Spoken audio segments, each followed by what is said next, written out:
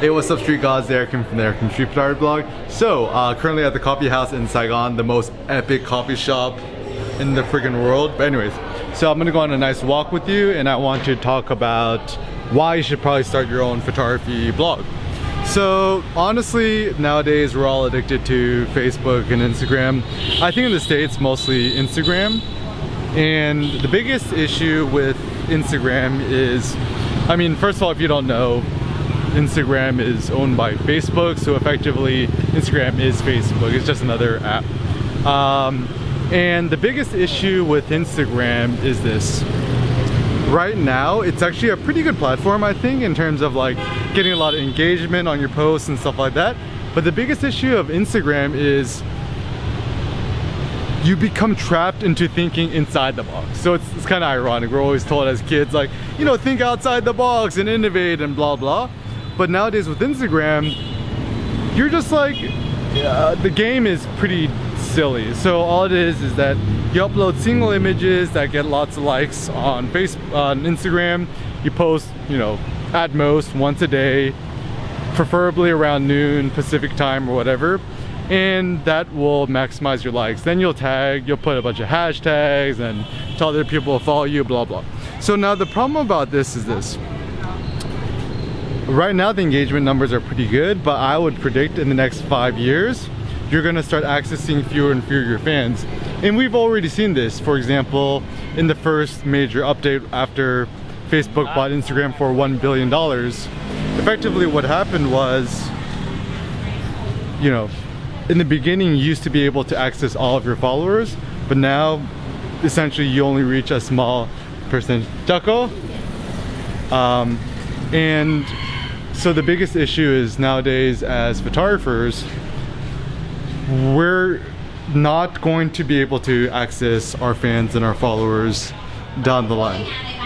So for example, one of the best strategies I would actually personally recommend is starting your own blog, starting your own email newsletter. So I recommend using MailChimp.com, and the good thing about using MailChimp is that it allows you to directly access your followers and your fans. And this is just good life and entrepreneurial advice, is that honestly, if you have an Instagram or a Facebook, you're effectively a photography entrepreneur already, because you're thinking about entrepreneurial ideas like paving new grounds, like, oh, maybe I could start my own YouTube channel, maybe I could do my own workshops, I could sell my own products, I could publish a book, a zine.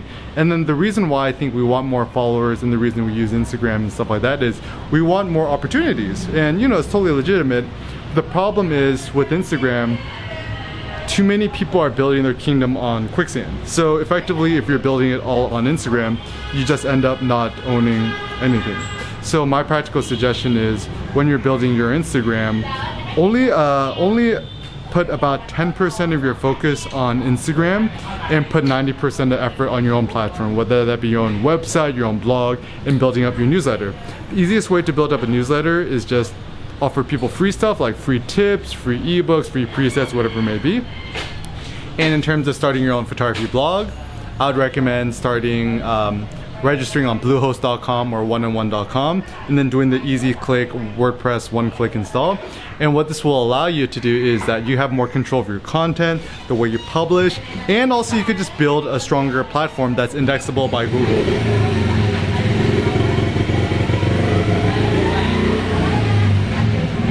So once again, my practical suggestion is, if you want to thrive the next 5, 10, 20, 30, 40 years, invest in your website, invest in yourself, your own platform, your blog.